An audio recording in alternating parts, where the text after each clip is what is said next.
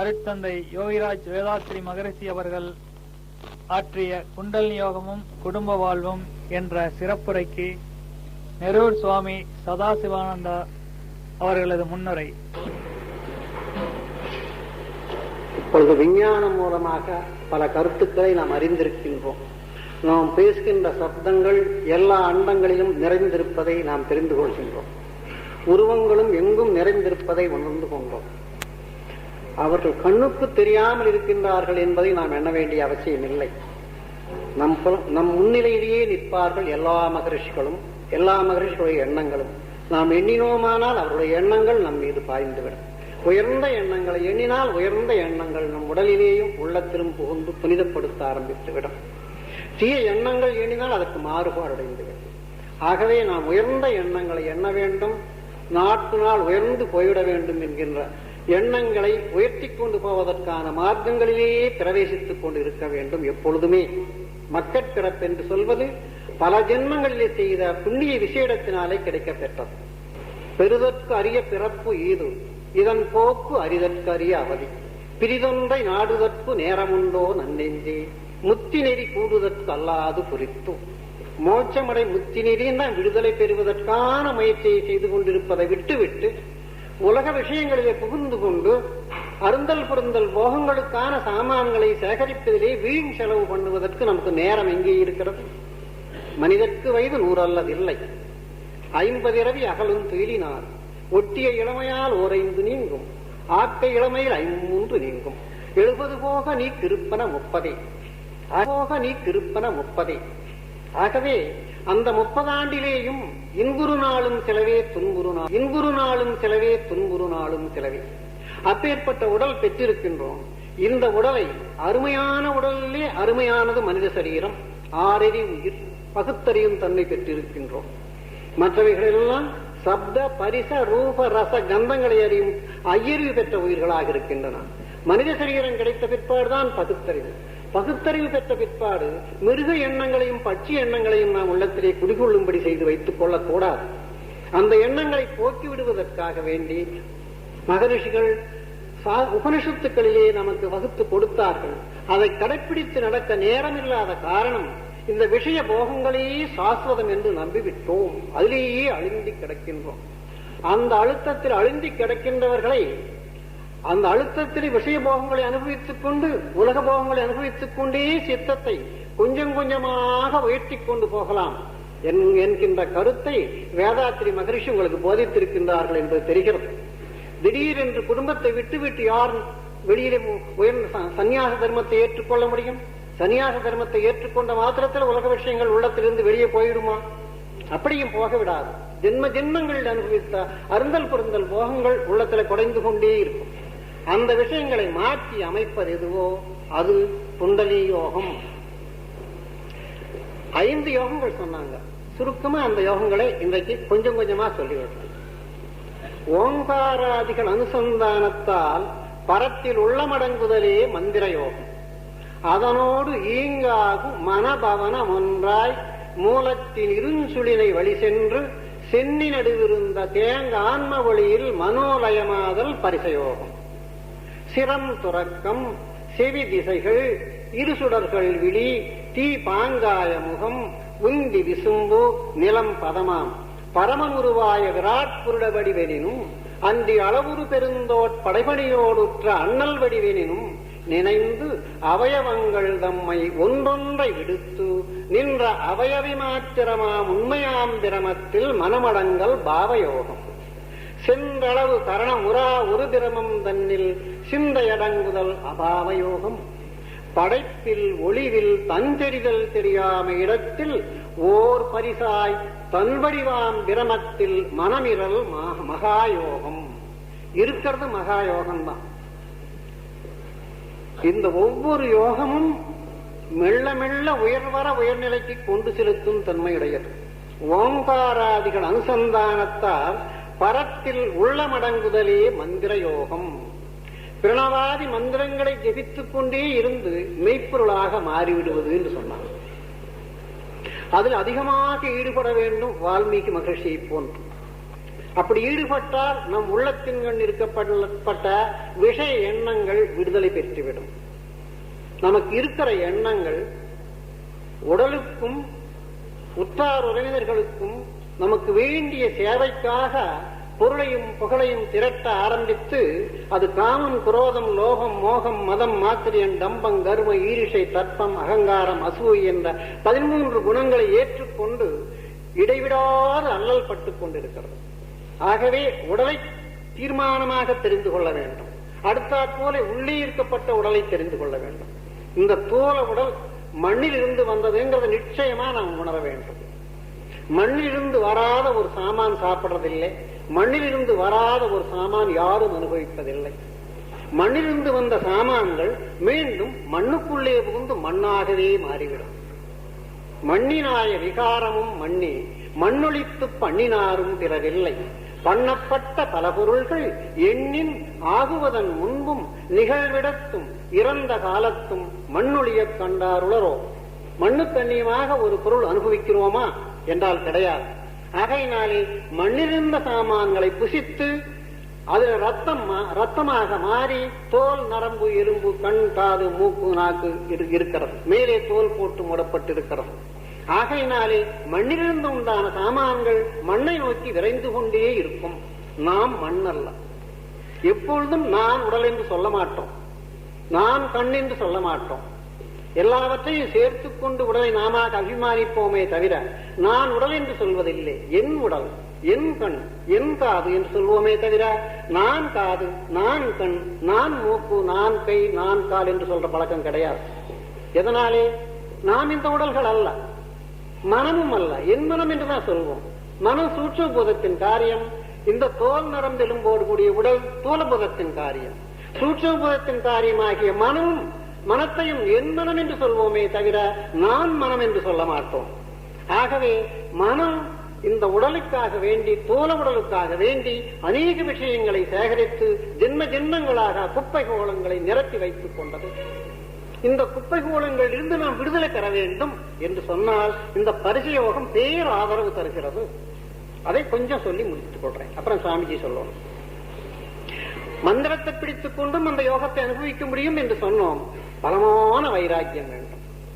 பரிசயோகம் ஆரம்பிக்கின்ற பொழுது உங்களுக்கு நலன் கிடைக்கிறது. அதனோடு ஈங்காகும் மனபவனம் ஒன்றாய் மூலத்தின் இருஞ்சுளினை வழி சென்று சென்னி நடுவிருந்த தேங்கான்ம ஒளியில் மனோலயமாதல் பரிசயோகம் என்று சொல்லிட்டாங்க. அதனோடு என்று சொன்னதினாலே அந்த மந்திரத்தோடு, அதை உங்களுக்கு சொல்லி தந்தவர்கள் இருக்குது, சாமிஜி பின்னால் சொல்வார்.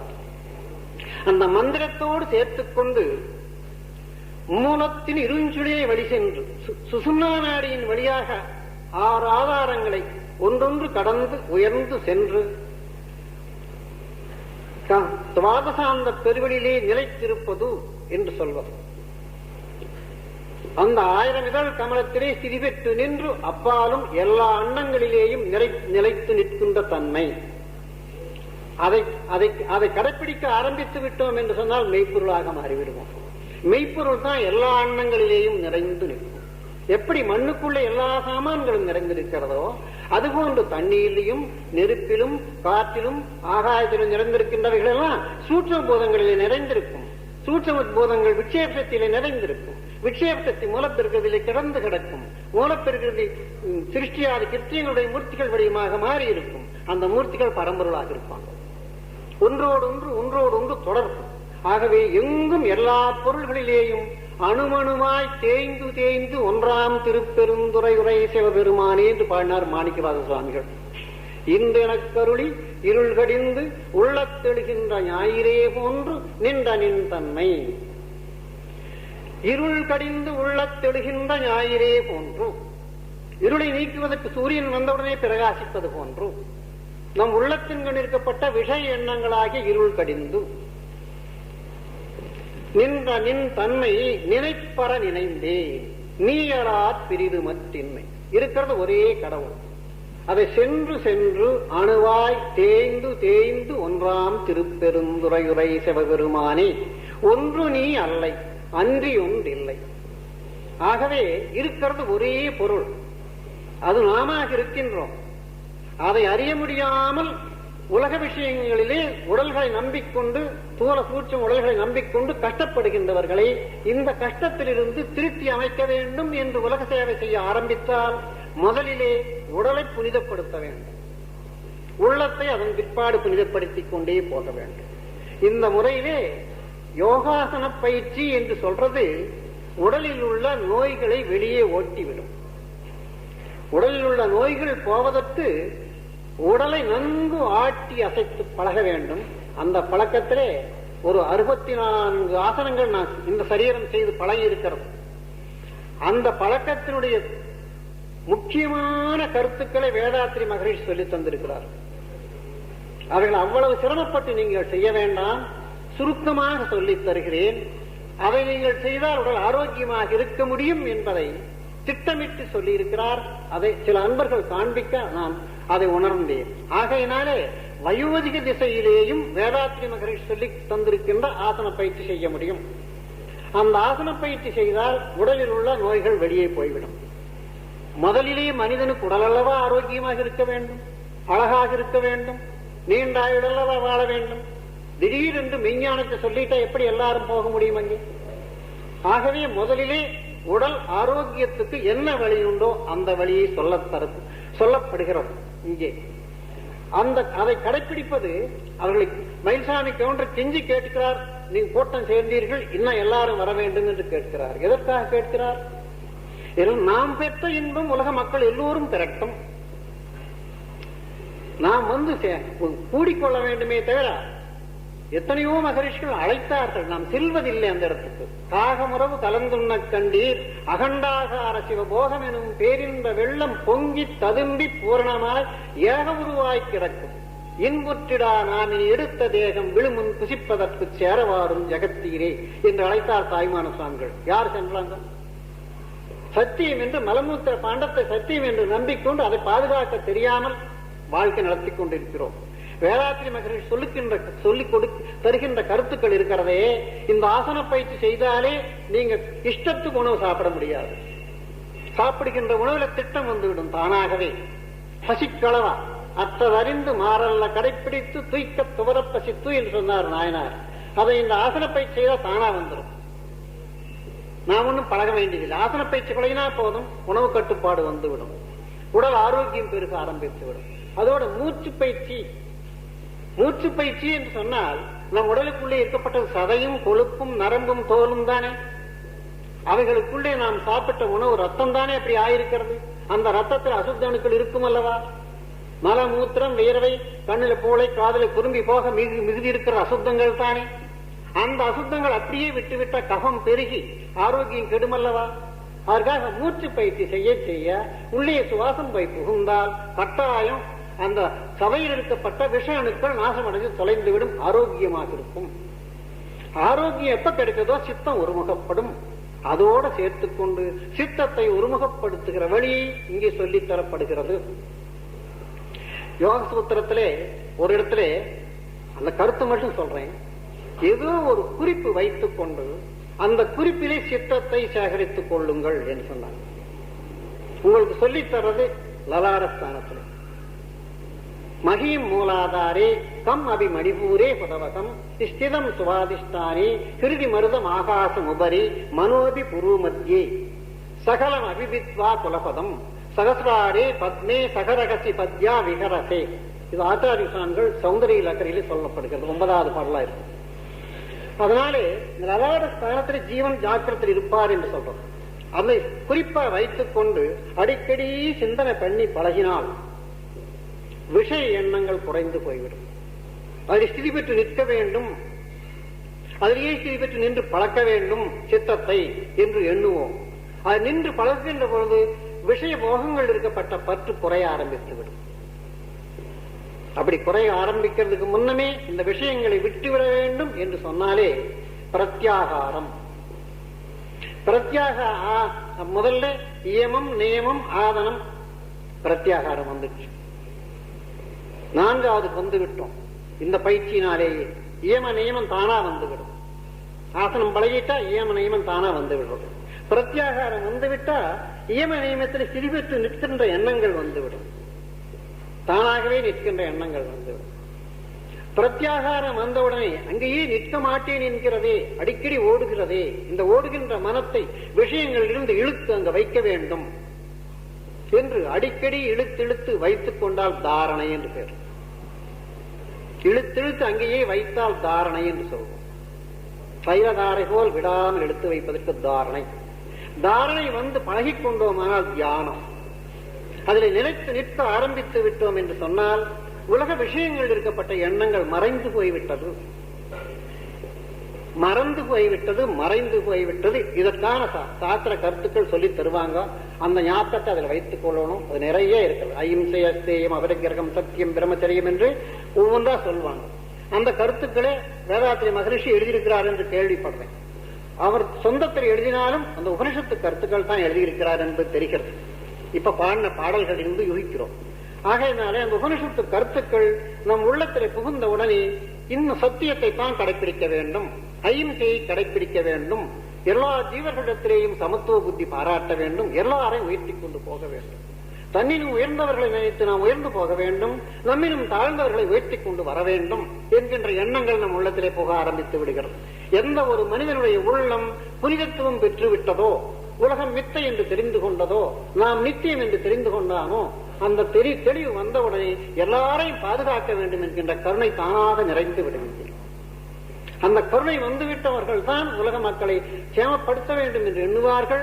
மனம் விட்டு எல்லாருக்கும் நலன்கள் சொல்லி தருவார்கள், உயர்த்தி கொண்டு போவார்கள் என்று சாஸ்திரங்களில் சொல்லப்படுகிறது. அதை இங்கு அனுபவத்தில் காட்டுகிறார்கள்.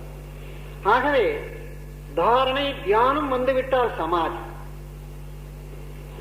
அப்புறம் சாஸ்திர கருத்துக்கள் தெரிந்திருக்க வேண்டும்.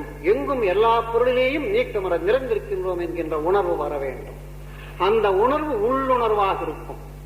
அந்த உள்ளுணர்வில் இருந்துதான் சித்தம், ஞாதா, ஞானம், ஞேயம் என்ற மூன்றாக பிரிந்து பொருள்களிடத்துக்கு செல்லும்.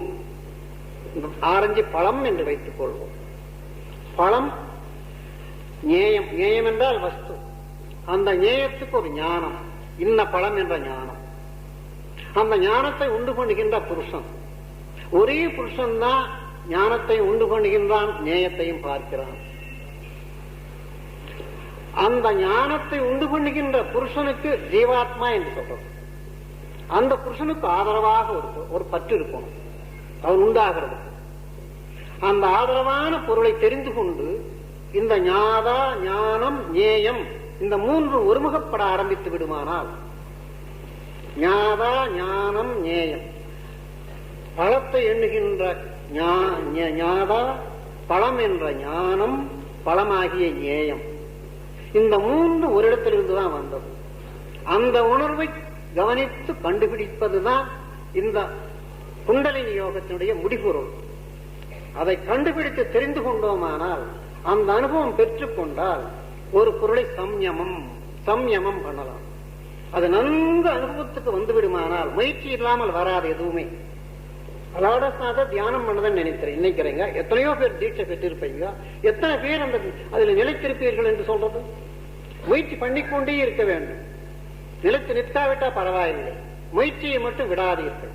பலமான முயற்சி செய்யுங்கள். இந்த முயற்சி கிடைக்காது, இந்த மாதிரி செய்திகள் கிடைக்கிறதில்லை. இது கிடைப்பதிலேயே அருமையிலும் அருமையான செய்திகள். இது கிடைத்து விட்டது. நமக்கு சித்தத்தை ஒருமுகப்படுத்தும் பாக்கியம் கிடைத்து விட்டது, உடலை ஆரோக்கியப்படுத்தும் பாக்கியம் கிடைத்து விட்டது, உள்ளத்தை உயர்த்தி கொண்டு உயர்வர உயர்நலன் பெறுவதற்கு செல்வதற்கான பாக்கியம் கிடைத்து விட்டது என்று பழக வேண்டும்.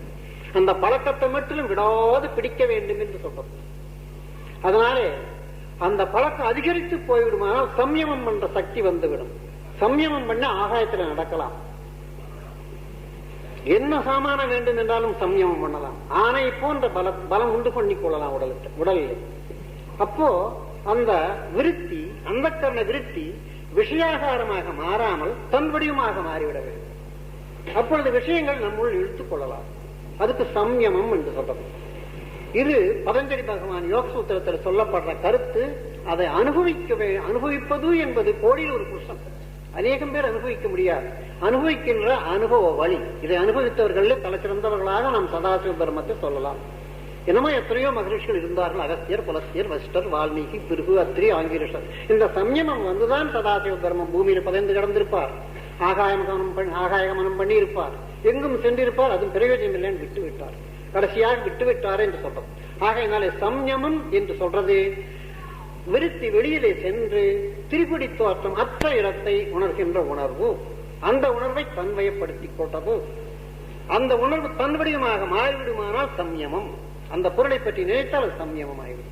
ஆகவே இந்த குண்டலினி யோகம் அந்த நிலைக்கு கொண்டு வருவதற்கு ஏது செய்கிறது. இதுக்கு பயிற்சிகள் வந்திருக்கும். வேதாத்திரி மகிழ்ச்சி கற்றிருப்பார், இதெல்லாம் கற்றிருக்கிறார்கள் என்று தெரிகிறது. ஆகையினால அந்த பயிற்சியில் வந்து சம்யமம் வந்துவிட்டால், சம்யமம் கிஞ்சிட்டேன்னு வராமல் இருந்தால் இத்தனை கூட்டம் கூடாது. அந்த சம்யமம் வந்துதான் அநேகம் பேரை இழுக்கிறதுனால அவர்களுக்கு நலனுக்காகத்தான் இழுக்கிறதே தவிர யாருக்கும் இதில் தீமை கிடையாது. இவர்கள் நலன் பெற்று மற்றவர்களுக்கும் நலன் செய்ய முடிகிறது எல்லாருக்கும். ஆகவே அந்த பயிற்சியிலே திடமாக நின்று இதை தவிர மற்றவர்கள் அனைத்தும் அசுத்தம், அனித்தியம், துக்கம், துக்கமுடைய பொருள்களைத்தான் நாம் அனுபவித்துக் கொண்டிருக்கிறோம். கொஞ்சம் கொஞ்சமாக விடுதலை பெறுவதற்கு சித்தத்தை ஒருமுகப்படுத்தி காண்பித்து ஆசன பயிற்சியினாலே உடலை ஆரோக்கியப்படுத்திக் கொண்டு இந்த ஒருமுக பயிற்சியினாலே உள்ளத்தை திருத்தி அமைத்துக் கொண்டு குண்டலினி யோகத்திலே துரியம் துரியாதீதம் என்ற நிலையில வந்து துரியாதீதத்திற்கு அப்பால் இருக்கப்பட்ட அண்டம் எண்டிக்கும் எங்கண்ணும் அடங்க சூரியமதாக கண்டு கொண்டிருக்க கண்ட கருத்தையும் அறவே விட்டார். அண்டம் எண்டிக்கும் எங்கண்ணுமாய் நின்ற ஆனந்தத்தை கண்டுகொண்டிருக்கும் வண்ணம் கணத்தில் வந்து உதிக்கும் அன்றே சொல்றோம். அப்படி அப்பேற்பட்ட நிலையை நாம் பெற்றுவிட முடியும். அது 2 பாடல் சொல்லிட்டு முடிச்சிடும். கசன் அந்த நிலை பெற்றாராம். அந்த நிலை கசனங்கிறது வியாழ் பகவானுடைய புத்திரன். அந்த நிலையிலிருந்து வெளிப்பட்டு வெளியில வந்தார்.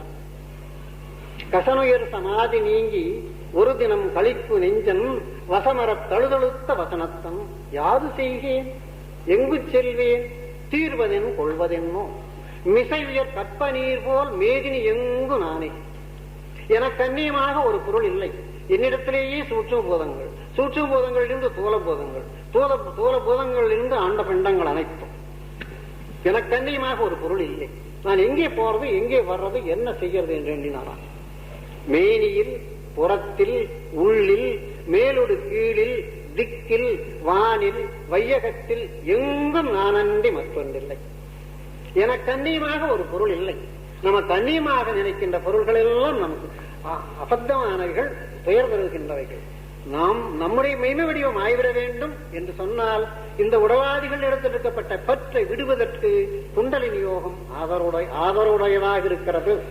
இந்த ஆதரவை பிடித்துக் கொண்டுதான் உடவாதிகள் போல சூட்சும காரண உடல்களில் இருக்கப்பட்ட பற்றை விட முடியும். விட்டுவிட்டா நாமே தான் இருக்கும். நமக்கு அந்நியமான ஒரு பொருள் கிடையாது. இவர்கள் அனைத்தும் கற்பனை என்று தெரிந்து கொள்ளும் சக்தி நமக்கு வந்து புகுந்து கொள்கிறது. ஆகையினாலே இதை ஆதரவோடு பற்றி கொண்டு மற்ற மக்களுக்கும் தெரிவித்து திரண்டு வந்து இந்த நலன்கள் பற்ற வேண்டும். இங்கே அல்லவா இந்த ஈரோட்டில் அல்லவா அறிவு பிறந்தது என்று சொல்வார்கள். அறிவை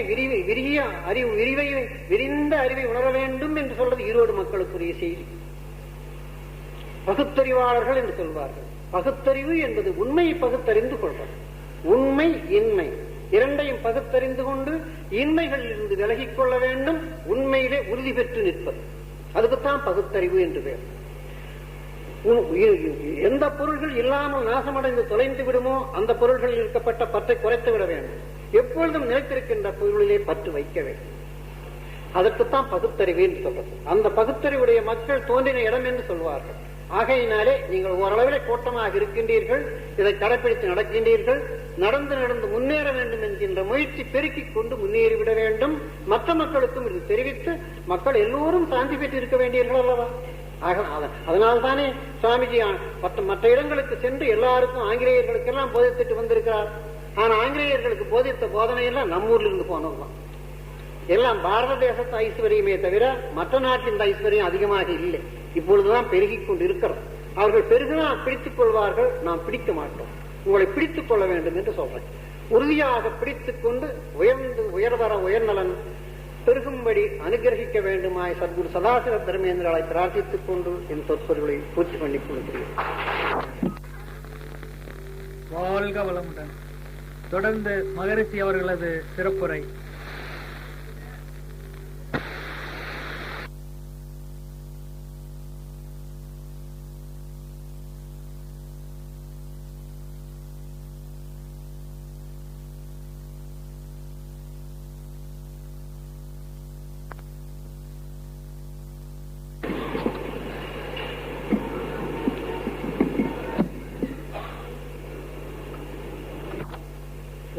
வையகம்.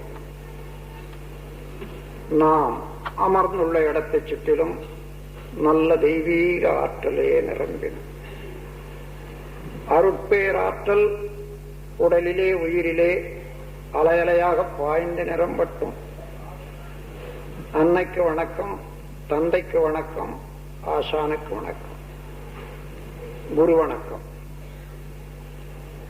அண்டமதில் உருவெடுத்து அறிவை பெற்று அவ்வறிவு ஒன்று முதல் ஆறதாகி கொண்ட மேலாம் இவ்வுருவில் குறிப்பில்லாமல் கோடான கோடி எண்ணி அனுபவித்து கண்டபலன் எனையறிய நினைந்தேனப்போ கருத்துணர்த்தி கனல் மூட்டி கருவாம் ஞான குண்டலினியனும் என் மெய்யுணர்வெழுப்பி குறித்து என அறிவித்த குருவே அன்பே.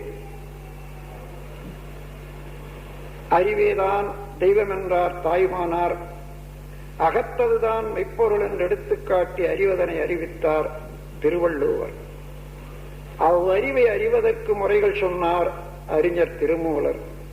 அப்பேரறிவிலாழ்ந்து ஆனந்த கவியார்த்தார் ராமலிங்கர். அறிவில் அறிவாய் நிலைத்தோர், அறம் வகுத்தோர், அதை வாழ்ந்து காட்டினோர் நினைவு கூறுவோம்.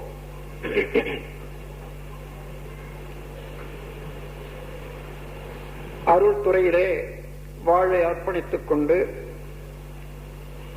அன்பே சிவம் என்ற நிலையிலே அறிவை ஆழ்த்தி அல்லும் பகலும் தியானமும் மக்களுடைய சேவையும் செய்து வரும் அறிவு சார்ந்த தலைவர் அவர்களே, இங்கு குழுமியிருக்கும் அறிஞர் பெருமக்களே, தாய்மார்களே, அன்பர்களே, மெய்யுணர்வாளர்களே, உங்கள் அனைவருக்கும் எனது மகிழ்ச்சியை முதற்கண் தெரிவித்துக் கொள்கிறேன். நீங்கள் அனைவரும் உடல் நலம், நீளாயுள், நிறை செல்வம், உயர்ப்புகள், விஞ்ஞானம் இவற்றில் ஓங்கி சிறப்போடு வாழ வேண்டும் என்று இறைநிலையில் நின்று மனங்குளிர வாழ்த்தி நான் உரையை தொடங்குகிறேன். அன்பர்களே, ஆன்மீகத் துறையிலே விளக்கம் பெற்று அதிலே ஏற்பட்ட சுவையை மேலும் மேலும் பெருக்கிக் கொள்ள வேண்டும் என்ற எண்ணத்தோடும், ஆன்மீக வாழ்வே இனிது பயக்க வல்லது, அதை பற்றி மேலும் தெரிந்து கொள்ள வேண்டும் என்ற பேரார்வத்தோடும் இங்கு நீங்கள் அனைவரும் கூடியிருக்கக்கூடிய காட்சி ஒரு அற்புத காட்சி. இந்த காட்சியை கண்டுகளிக்க ஏற்பாடு செய்த அன்பர்களுக்கு முதற்கண் எனது நன்றியும் மகிழ்ச்சியும் உரியது. நாம் வாழ்ந்து கொண்டிருக்கிறோம். நம்மிடம் மனிதன் என்ற நிலையிலே எந்த குறையுமே இல்லை. இயற்கை மனிதனுக்கு எந்த குறையும் வைக்கவே இல்லை. இருந்தாலும் ஒவ்வொருவருடைய வாழ்க்கையிலேயும் சில பல துன்பங்கள், சிக்கல்கள் இருக்க காண்கின்றோம். சிக்கலற்ற, துன்பமற்ற, அமைதியான வாழ்வு வேண்டும் என்று எல்லோரும் விரும்புகின்றோம். அது பெற முடியாததல்ல, கடினமானது அல்ல, எங்கேயோ இருப்பதும் அல்ல. நமக்குள்ளாகவே இருக்கக்கூடிய இயற்கை நிதி ஒவ்வொருவர் உள்ளத்திலேயும் உடலிலேயும் அடங்கி கிடக்கின்ற ஆற்றல். இதை முறையாக பயன்படுத்தி வந்தால் எல்லோருமே இனிமையாக வாழலாம். அந்த முறை சிறிது பிறழும் போதுதான் நமக்கு கிடைக்க வேண்டிய மகிழ்ச்சியை, இன்பத்தை இழந்து விடுகிறோம். அதற்கு அடிப்படையான சில உண்மைகளை நாம் உணர்ந்து கொள்ள வேண்டும். மனிதன் என்றாலே அனுபவ தொகுப்பாகிய ஒரு கூட்டு என்று சொல்லலாம். மனித மனம், மனிதன் என்ற தன்மை நீண்ட கால அனுபவங்களை கொண்ட ஒரு பொக்கிஷம். இந்த அனுபவங்களை வினைப்பதிவுகள் என்று சொல்வார்கள். ஒவ்வொருவருக்கும் 2 அடுக்கு வினைப்பயன்கள், வினைப்பதிவுகள் உள்ளன. பிறந்தது முதல் இன்று வரையிலே நாம் இந்த உடலை கொண்டு செய்த செயல்கள், அறிவை கொண்டு எண்ணிய எண்ணங்கள், அனுபவித்த அனுபவங்கள் அவ்வளவும் பதிவாகி அவ்வப்போது பிரதிபலித்துக் கொண்டே இருக்கின்றன அல்லவா? அப்படி பிரதிபலிக்கும் போது அதற்குரிய செயல்களும் செயல் ஆர்வமும் தோன்றி நாம் செயலிலே ஈடுபடுகின்றோம். இந்த பிறவியிலே பெற்ற இத்தனை அனுபவங்களும் சேர்ந்து பெற்ற பதிவுகள் பிராரப்த கர்மம் என்று சொல்வார்கள். நாம் பிறந்த போதே ஒரு இருப்பு ஒன்று இருந்தது. அது பெற்றோர்கள் மூலமாக கருத்தொடர்பாக வந்த ஹெரிடிட்டரி இம்பிரிண்ட்ஸ் என்று சொல்வார்கள், கரு அமைப்பு பதிவுகள். பெற்றோர்கள் எண்ணிய எண்ணங்கள், அவர்கள் செய்த செயல்கள், அனுபவங்கள் அவ்வளவும் அது கருத்தொடராக வந்துள்ளன. அது மாத்திரம் அல்ல, அவர்களுக்கு பெற்றோர்கள் என்று பின்னோக்கி நீங்கள் கருத்தொடராக ஆராய்ந்து கொண்டே போவீர்களானால், முதல் மனிதன் உலகிலே தோன்றினானே, முதல் ஒரு மனிதன், அங்கே போய்தான் நிற்கும் ஒவ்வொருவருடைய கடைசி எல்லை.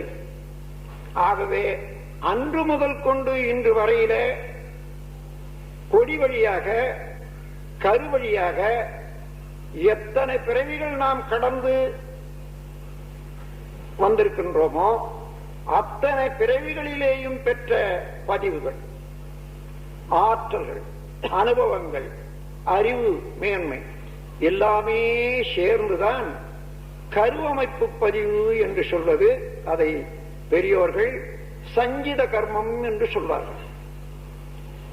இந்த சஞ்சிதம் என்று சொல்லக்கூடிய கருவமைப்பு பதிவும், பிராரப்தம் என்று சொல்லக்கூடிய இந்த பிறவியிலே நாமே நம்ம உடலை கொண்டு மனதை கொண்டு ஆற்றிய செயல்களும், இந்த 2 ஒன்று சேர்ந்த தொகுப்புதான் ஒரு மனிதனுடைய தன்மை, ஒரு மனிதனுடைய மனம், மனிதனுடைய ஆற்றல். இந்த 2 தொகுப்பின் ஒரு தொகுதிக்கு ஏற்ப, ஒரு கூட்டுக்கு ஏற்பதான் அவ்வப்போது ஏற்படக்கூடிய தேவை, சூழ்நிலை, மற்ற விஷயங்களுக்கு ஏற்ப எண்ணங்கள் தோன்றும், செயல்களும் விளையும். சூழ்நிலை ஒன்றாக இருக்கலாம், தேவையும் ஒரே மாதிரியாக இருக்கலாம். ஆனால் ஒவ்வொருவருடைய செயலும், அதை செய்ய வேண்டிய முறையும் அங்கு வேறுபடும். அது வினையின் பயனை சேர்ந்தது. கருவமைப்பு பதிவு, பிராரப்த கர்மம், சஞ்சித கர்மம் 2க்கு ஏற்ப ஒவ்வொருவருடைய நோக்கமும் செயலும் சிறிது வேறுபடும். அவ்வப்போது இவ்வாறு உருவாகக்கூடிய எண்ணங்களும் செயல்களும் ஆகாமிய கர்மம் என்று சொல்வார்கள். ஆ என்றால் ஆன்மா, காமியம் என்றால் இச்சையை ஊட்டி செயலில் ஆழ்த்த வல்லது. ஆக சஞ்சித பிராரப்த கர்மத்தின் தொகுப்பாக வந்த இந்த சரீரம், இந்த சரீரத்திலே உள்ள பதிவுகள், மனித தன்மை, அவ்வப்போது தோன்றிக்கொண்டே இருக்கக்கூடிய எண்ணங்கள், இதை செய்ய வேண்டும் அதை செய்ய வேண்டும் என்ற ஆர்வம், இது புகுவினை என்று தமிழிலே பெரியார்கள் கூறியிருக்கின்றார்கள். ஆகாமிய கர்மம் என்று வடநூல் ஆசிரியர்கள் கூறியிருக்கின்றார்கள். இந்த ஆகாமிய கர்மத்திலேதான் ஆழமான ரகசியங்கள் பதிந்து உள்ளன. அந்த ஆகாமிய கர்மம் புலன்களை ஒட்டி பழைய பழக்க வழியே இழுத்துச் செல்லும். அங்கே ஒவ்வொரு மனிதனிடமும் எத்தனை பிறவிகள் தோன்றி இங்கு வந்திருக்கின்றானோ செயல் பதிவுகளோடு அறிவிலே பெற்ற அனுபவ பதிவு ஞானமாக வளர்ந்து வருகிறது. பழக்கப்பதிவு வினைப்பதிவாகவும் அதிலே ஏற்பட்ட அனுபவங்களை கொண்ட விரிந்த அறிவு உண்மை பொருள் உணரும் ஆர்வமாகவும் இரண்டும் வளர்ந்து கொண்டே வருகின்றன. அந்த உண்மை பொருள் உணரும் ஆற்றல் உள்ள அறிவுக்கு வேலையை கொடுத்து அதை பயன்படுத்தி கொண்டோமேயானால் இந்த பழக்கத்தினால் வந்த பதிவுகளை, தேவையற்ற பதிவுகளை மாற்றிவிடலாம். அப்படி மாற்றிவிட்டால் நல்ல பதிவுகளை மாத்திரம் பயன்படுத்திக் கொண்டு தீமையில்லாத விளைவுகளை பெற்று நன்மை அடையலாம். ஒரு எண்ணம் உண்டாகின்றது ஒரு செயல் செய்ய, அது பூர்வீக வினைத்தொடராக ஏற்படுவது இயல்பு. ஆனால் இந்த செயல் செய்தால் என்ன விளையும், ஏன் இதை செய்ய வேண்டும், எப்படி செய்ய வேண்டும், எந்த அளவோடு முறையோடு செய்ய வேண்டும் என்று எண்ணினால் அங்கே ஞானத்தை நோக்கி நிற்கிறான், உள்ளுணர்வை நோக்கி நிற்கிறான். அங்கே எல்லாம் வல்ல இறைவனுடைய ஆட்சி உடனுக்குடனே அவனுக்கு நல்ல தெளிவை உண்டு பண்ணி விடுகிறது. பழைய பழக்கத்திலே இருந்து, தேவையற்ற பழக்கங்களிலே இருந்து, பதிவுகளிலே இருந்து தன்னை விடுவித்துக் கொண்டு புதிய தெளிந்த பாதையிலே செயலாற்றி அந்த பதிவுக்கு மேல் பதிவாக நல்ல பதிவுகளை ஏற்படுத்திக் கொண்டு பழைய நல்ல பதிவுகளோடு புதிய நல்ல பதிவுகளையும் சேர்த்துக் கொண்டு இவன் என்ன செய்ய வேண்டும், எதற்காக பிறந்தான், எங்கே போக வேண்டும் என்று அறிந்து அதற்கேற்ற முறையிலே திட்டமிட்டு செயலாற்றி வாழ முடியும்.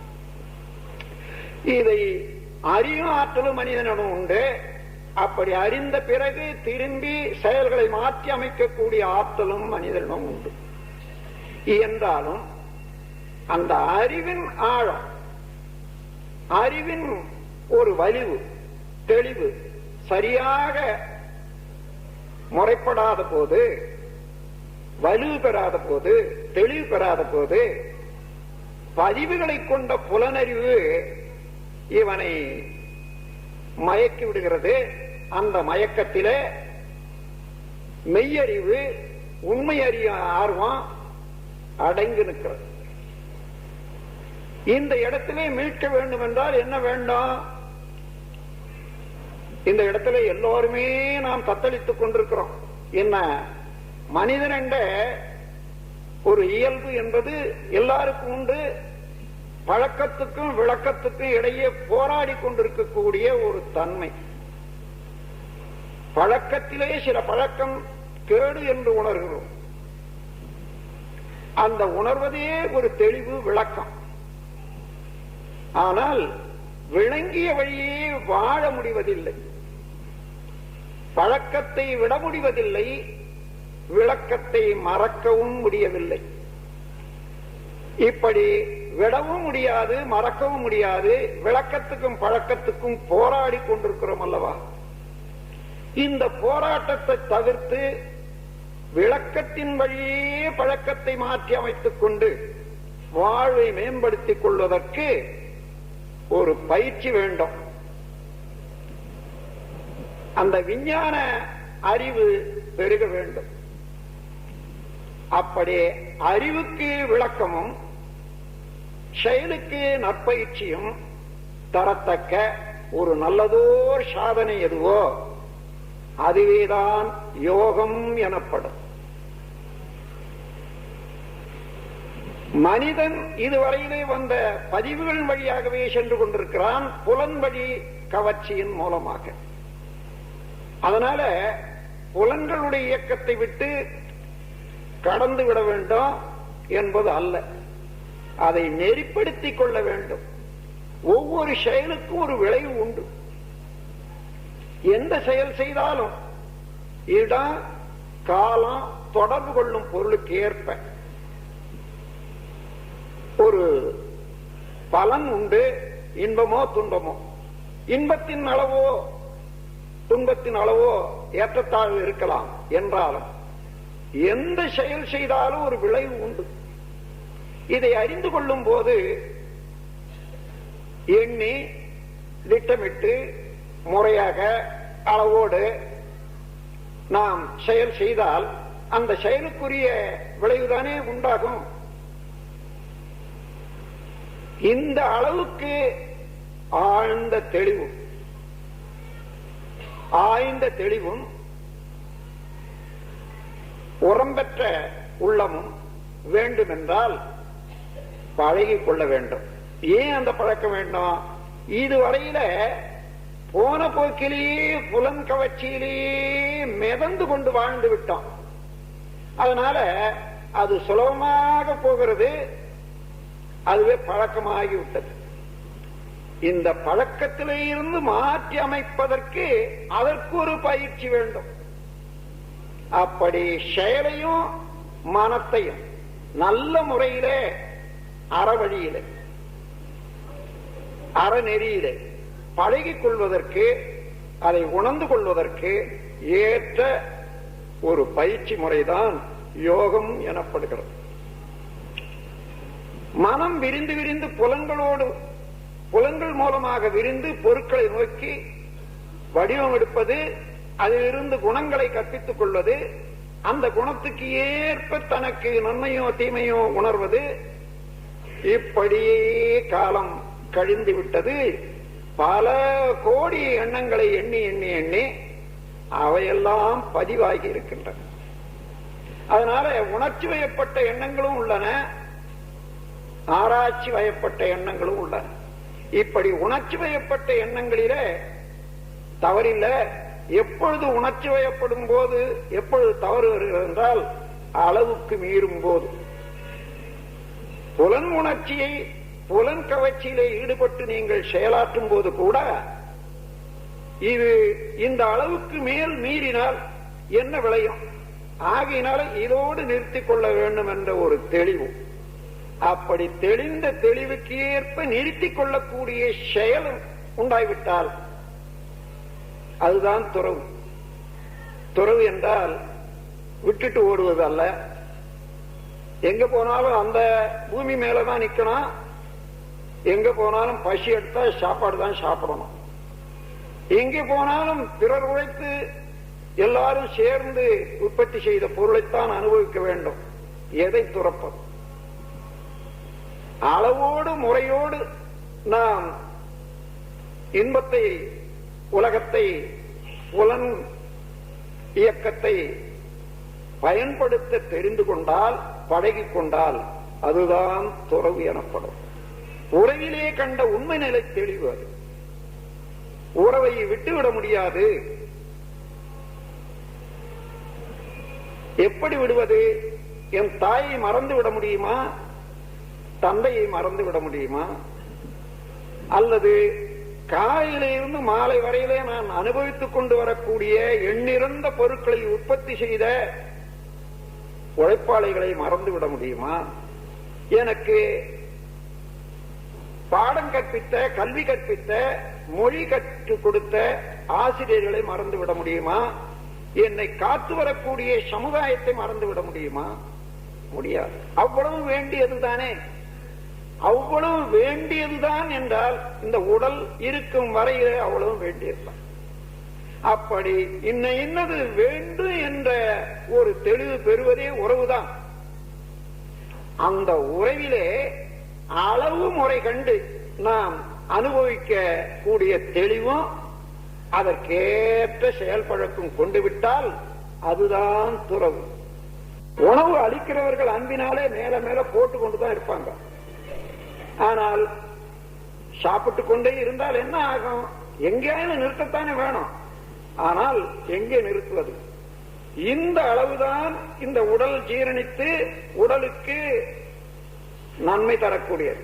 இதற்கு மேலே போனால் உடல் ஜீரணிக்காது, நலம் தராது என்று எண்ணும் போது இதுவரையிலே பெற்ற அனுபவங்கள் எத்தனை தரம் சாப்பிட்டு இருக்கோம், எத்தனை தரம் ஜீரணிச்சிருக்கோம், கட்டாயம் நினைச்சா இந்த அளவு தெரிஞ்சுவிடும். அந்த அளவோடு நிறுத்தி கொண்டோமையானால் அதுதான் துறவு. உடலுக்கு உணவு வேண்டும், ஆகையினாலே உண்டு கொண்டிருக்கிறேன் என்றும் போது அது உறவு. இந்த உறவை தவிர்க்கவே முடியாது. உறவை விட்டுவிடுங்கள் என்று சொல்பவர்கள் எல்லாம் கூட உறவிலே இருந்து கொண்டுதான் மறந்துவிட்டு பேசுவார்களே தவிர, அது உண்மையாக யாருமே இந்த பூமியை விட்டு மேலே மிதந்து கொண்டு வாழ்வதல்ல, அல்லது உணவை விட்டு வாழ்ந்து கொண்டிருப்பதும் அல்ல. அப்படி உணவை விட்டு ஏதோ ஒரு வழியிலே வாழ்ந்து கொண்டு இருக்கின்றார்கள் தான் சமுதாயத்துக்கு பயனற்றவர்கள் என்றதுதான் அர்த்தம். வேற ஒன்றும் செய்ய முடியாது. ஆகையினால இந்த உறவிலேயே துறவு காணும் போதுதான், அளவு முறையும் காணும் போதுதான் உடலும் நல்லா இருக்கும், உள்ளமும் நல்லா இருக்கும். அதனுடைய பயனாக வந்த வேலை சரியா முடியும். என்ன வந்த வேலை? ஐயுணர்வுகளோடு வந்த உயிர்கள் கோடான கோடி.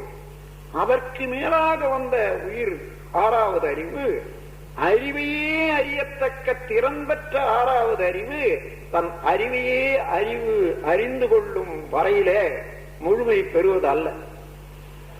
அறிவை அறிந்து கொள்ளும் போது அந்த அறிவுக்கு அடித்தளமாக, அறிவுக்கு அறிவாக, அறிவுக்கு உள்ளியக்கமாக, உட்பொருளாக இருப்பதே எல்லாம் வல்ல இறைவன் என்று உணரும் போது அறிவே பிரம்மம், அவனே நானாம் வல்ல இறைவன் என்று உணரும் போது அறிவே பிரம்மம், அவனே நானாக இருக்கிறான் என்ற ஒரு தெளிவு இயல்பாக வந்துவிடும்.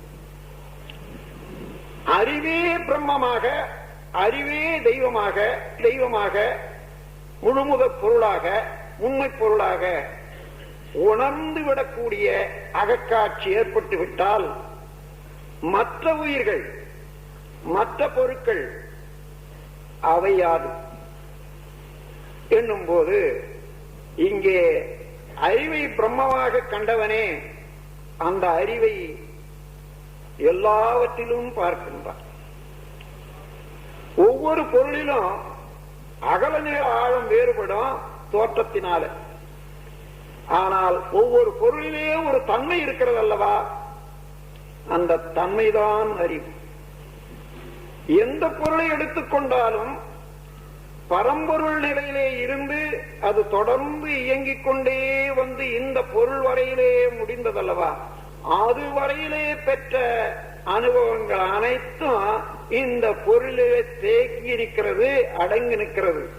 அதுதான் அந்த பொருளுடைய தன்மை. எந்த பொருளை எடுத்தாலும், பூவை எடுத்தாலும் சரி, அல்லது வேற ஒரு பொருளை எடுத்தாலும் சரி, அதுதான் அதனுடைய தன்மை. இது நான்காவது டைமென்ஷன் என்று சொல்லுவோம். அதற்கு மேலாக இந்த பொருள் தோற்றமாக இருக்கக்கூடிய பொருள் எது? பல கோடி அணுக்கள் கூடியதனால ஏற்பட்ட ஒரு கூட்டு இயக்கம். அந்த அணு என்பது என்ன என்று ஆராயும் போது அது ஒரு சுழற்சி அலை. எல்லாம் வல்ல இறை சுத்த வழியாக அறிவுக்கு சூன்யம் என்று சொல்லக்கூடியதாக, ஆனால் அது சூன்யம் அல்ல, அதான் எல்லாமா இருக்கிற. அறிவிலே சூன்யம் இருக்கிற வரையில மெய்ப்பொருள் சூன்யம் என்று சொல்லுகிறோம், ஒன்றுமில்லை என்று சொல்லுகிறோம். அறிவு விளக்கம் பெற்ற பிறகு அது ஒன்றுதான் பொருள் என்றும் மற்றதெல்லாம் அது அதிலே இருந்து தோன்றி இயங்கிக் கொண்டிருக்கக்கூடிய குறைநிலை என்று, பின்ன நிலை என்று உணர்ந்து கொள்ளக்கூடிய ஆற்றல் வந்துவிடும். ஆகவே அந்த நிலையிலே இருந்து அதனுடைய ஒரு துண்டு இயக்கமாக, பின்னப்பட்ட இயக்கமாக, அதுவே கடலிலே அலை தோன்றி இயங்கும்வாறு எல்லாம் வல்ல இறைவனே ஒரு துளியாக பின்னப்பட்டு ஒரு பகுதியாக இயங்கக்கூடிய இயக்கம்தான் விண் என்று சொல்வது, ஆகாசம் என்று சொல்வது. அந்த ஆகாசம் என்பதனுடைய இணைப்புதான் இந்த பிரபஞ்சத்திலே உள்ள எல்லா தோற்றங்களும். அந்த அளவிலே அந்த ஆகாசத்திலே இருந்து எல்லா தோற்றங்கள் வரையில நீங்கள் பார்த்தால் ஒன்றிலிருந்து ஒன்றாக மாறி மாறி மாறி மாறி இந்த பரிணாமத்திலே வந்த அத்தனை ரகசியங்களும் ஒவ்வொரு பொருளிலேயும் இருக்க காணலாம். அதுதான் நான்காவது. அப்படி நான்காவது டைமென்ஷன் கருத்தை தாண்டி இந்த பின்னப்பட்ட அணு, அதை பரமாணு என்று சொல்லுகிறோம். விஞ்ஞானிகள் சொல்லக்கூடிய அணு அல்ல, அது ஒரு கூட்டு, ஒரு ஃபேமிலி ஆஃப் செவரல் பார்ட்டிகல்ஸ். வேதாந்தத்திலே விளங்கிக் கொள்ளக்கூடிய அணு விண் என்றும் ஆகாசம் என்றும் சொல்வோம். எந்த பொருளை எடுத்து பிரித்துக் கொண்டே போனாலும் கடைசியிலே எந்த வகையாலும் பிரிக்க முடியாத, பகுக்க முடியாத ஒரு தனித்துகள், அதுதான் விண். அந்த விண் என்ன என்று ஆராயும் போது அது ஒன்றுமில்லை, சுழல் அலை. அந்த சுழலை நிறுத்திவிட்டால் இறைவனேதான். அப்பொழுது பூரணமாக இருக்கும் போது பிரம்மமாகவும், அதிலே பின்னப்பட்ட போது சக்தியாகவும் விண்ணாகவும், விண்ணனுடைய இணைப்பினாலே மற்ற தோற்றங்களாகவும், அந்த ஒவ்வொன்றிலேயே இயக்க நீதியாக வரக்கூடியதே அறிவாகவும் இருப்பதை உணரும் போது ஒவ்வொரு பொருளிலேயும் அறிவின் பேதம் தானே தவிர வேறு ஒரு பேதமும் இல்லை. அறிவு என்றால் இயக்க நியதி உடையது, அதற்கு மேலாக உணர்வு நியதி உடையது, மூன்றாவதாக அறிவையே அறிவா தெளிவாக உடையது. அறிவு மூன்று வகையில, அசேதன பொருட்கள் என்று சொல்லக்கூடிய எல்லாவற்றிலும் இயக்க நியதி, பேட்டர்ன், பிரிசிஷன், ரெகுலாரிட்டி, ஒரு அமைப்பு, அதுல ஒரு துல்லியம், இயக்க ஒழுங்கு எல்லாவற்றிலும் இருக்கு. அதுதான் அறிவு. அதற்கு மேலாக எல்லா ஜீவன்களிடத்தும் உணர்ச்சி என்ற நிலையில காக்னிஷன், எக்ஸ்பீரியன்ஸ், டிஸ்கிரிமினேஷன், உணர்வது, உணரும் போது ஏற்படக்கூடிய இன்ப துன்பம் அடைவது, ஒன்றுக்கு ஒன்று வேறுபடுத்தி பிரித்து உணர்வது என்பது பர்செப்ஷனல் எபிலிட்டி, பார்வையில், அதாவது உணர்தலிலே உள்ளது. இது இரண்டாவது, அறிவினுடைய இரண்டாவது போக்கு. மூன்றாவது மனிதனிடம் ஆறாவது அறிவாக இருக்கிற போது அந்த அறிவே புலன்களோடு இயங்கும் போது பொருள்மயமாகவும், அது உள்ளிருந்து உயிரிலே இயங்கும் போது நுண்ணிய இயக்க மூலமாக உயிர் வடிவாகவும் ஆன்ம தரிசனம் என்று சொல்வார்கள். அதையும் கடந்து மூல நிலையிலே நின்ற போது இறைநிலையாகவும், தன்னையே மூன்று நிலையிலே சத்தாக, சித்தாக, அனந்தமாக உணரக்கூடிய ஒரு தெளிவு வருவதுதான் ஆறாவது அறிவின் சிறப்பு. அந்த அறிவை அடைவதற்காக, அந்த எல்லையை அடைவதற்காகத்தான் ஆறாவது அறிவோடு மனிதனாக பிறந்திருக்கிறோம்.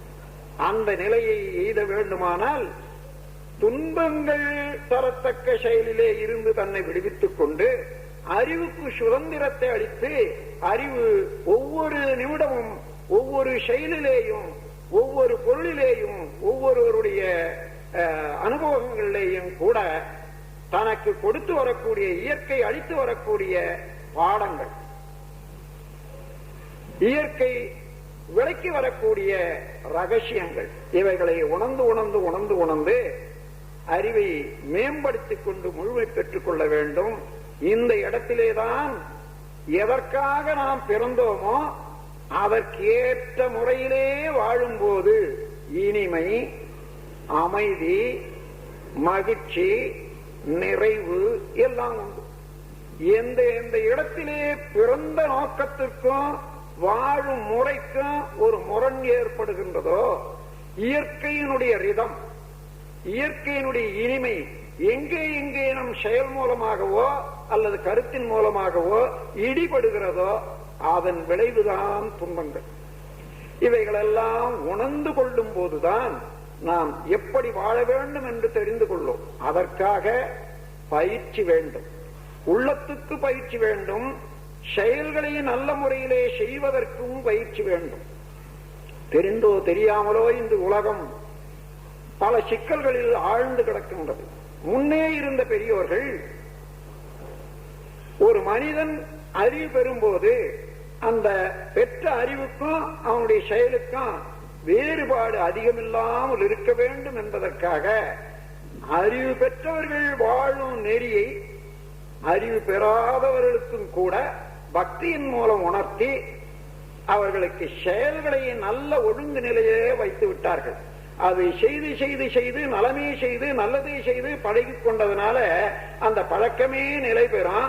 விளக்கம் வரும்போது பழக்கத்துக்கும் விளக்கத்துக்கும் வேறுபாடு இருக்காது. அந்த நிலையிலே வரும்போது அமைதி இருக்கும். இப்பொழுது அதை அந்த பக்தி மார்க்கத்திலே மனிதனை வழிபடுத்தக்கூடிய நம்பிக்கையின் மூலமாக மனிதனை நல்ல பயிற்சிக்கு கொண்டு வரக்கூடிய ஒரு பழக்கம் இன்றைய விஞ்ஞான உலகத்திலே ஏற்பட்ட ஒரு மாறுபாடான வேறுபாடான கருத்துகள் அதை தகர்த்து விட்டது. விஞ்ஞானத்துக்கும் மெஞ்ஞானத்துக்கும் 3 இடத்துல விடுபட்டு போச்சு. எல்லாம் வல்ல இறைநிலையை உணர்ந்தது மெஞ்ஞானம். அதோடு மனிதனை எப்பொழுதுமே இணைத்து வைத்துக் கொண்டு தன்முனைப்பு அதிகமாக ஏற்படாது காப்பதற்கு உரிய வழியை வகுத்தது மெஞ்ஞானம். உயிரை உணர்ந்தது மெஞ்ஞானம். அந்த உயிரின் ஆற்றலே ஒளியாக சுவையாக மனமாக செயல்பட்டு எந்த பொருளை நாம் பார்க்கும் போதும் உடலுக்கு அதன் மூலமாக இன்பமோ துன்பமோ உண்டாகிறது. ஆகவே அளவோடு முறையோடு எதையும் புலன்கள் மூலமாக நாம் அனுபவிக்க வேண்டும் என்ற ஒரு நேதியையும் ஒரு பொறுப்புணர்ச்சியை ஏற்படுத்திவிட்டது மெஞ்ஞானம். விஞ்ஞானம் மெய்ப்பொருள் என்பதை ஒன்று இருப்பது என்று ஒப்புக்கொள்ளவே இல்லை. அடுத்தது உயிர் என்பது உண்டு என்பதை இதுவரையில ஒப்புக்கொண்டது இல்லை விஞ்ஞானம். ஏனென்றால் நுணுக்கமான கருவிகளுக்கு பார்க்க முடியவில்லை, எட்டவில்லை. விஞ்ஞானத்துக்கு புலன்கள் மூலமாக அவர்கள் உணர வேண்டாம், கருவிகள் மூலமாக ஆயினும் உணர வேண்டாம். அதுவரையிலே தான் விஞ்ஞானம். அதற்கு அப்பால் உள்ளதை ஒப்புக்கொள்ள மாட்டார்கள். என்றாலும் இப்படி புலன்கள் மூலமாக உணர்ந்ததை மாத்திரம் வைத்துக் கொண்டு அதற்கு அப்பால் இருந்தும் அது இருக்கிறது என்பதை ஒப்புக்கொள்வதற்கு இல்லாமல் அதற்கு ஏற்றவாறு விளக்கங்கள்,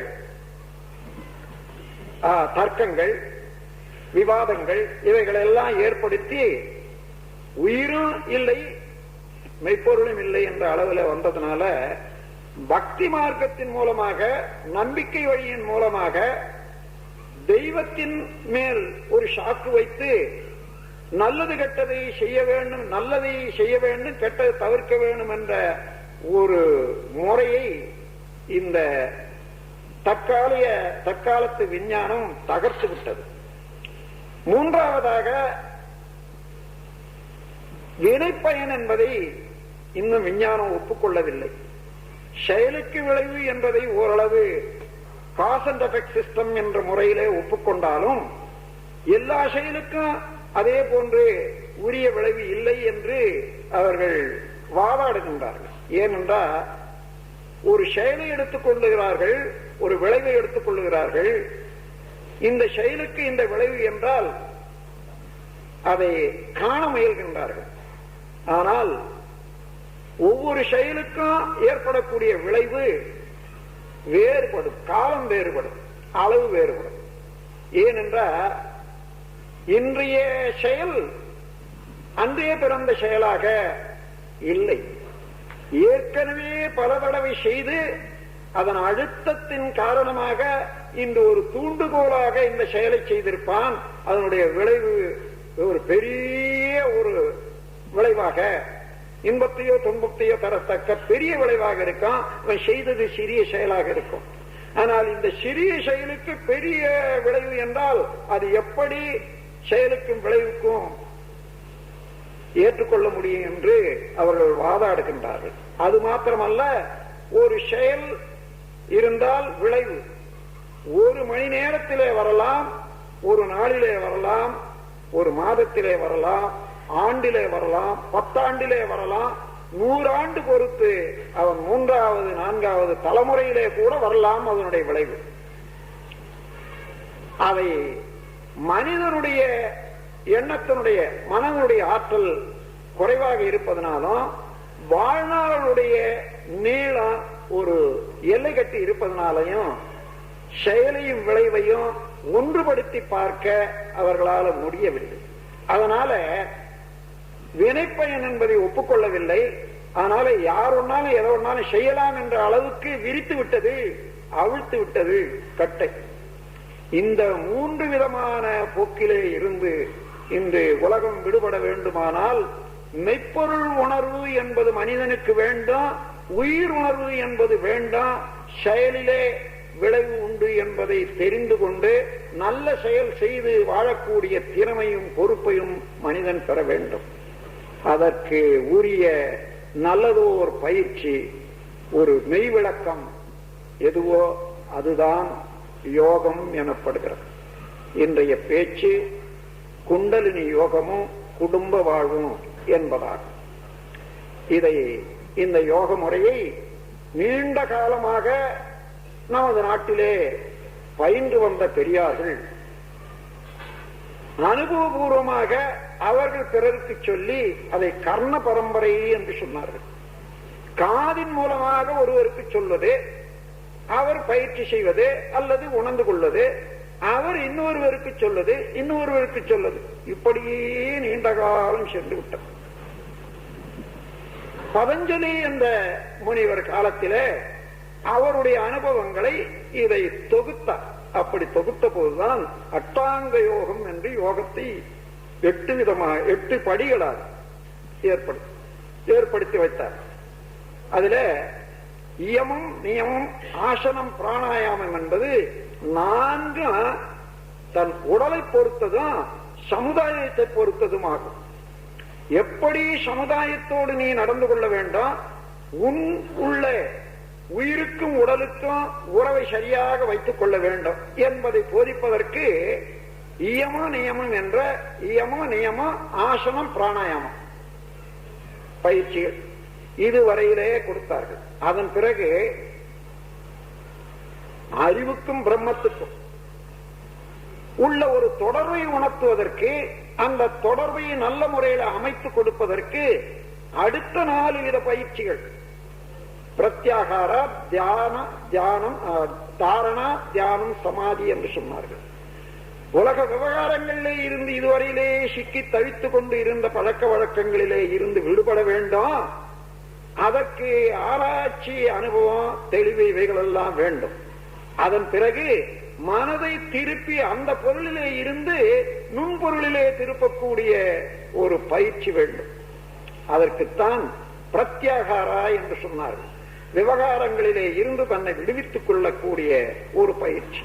அதன் பிறகு தாரணம், ஒரே பொருள் மீது நாம் விருப்பம் போன்று சிந்தனையை செலுத்தி பழகிக் கொள்வது. ஏனென்றால் ஒன்றை நினைந்து தெளிந்து கொள்ள வேண்டுமானால் அதாவது தொடர்ந்து நினைந்து தெளிந்து கொள்ள வேண்டாம்.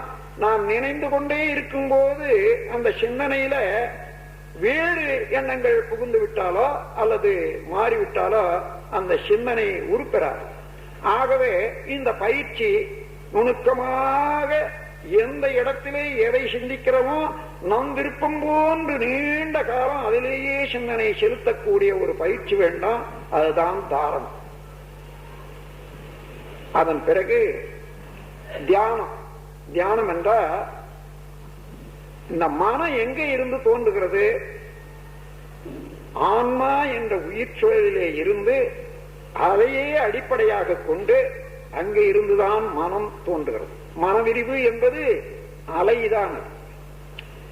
எந்த செயல் செய்தோமோ இதுவரையில அத்தனை செயல்களும் பதிவான இடம் ஆன்மாவினுடைய ஒரு சிறு துகள் தான்.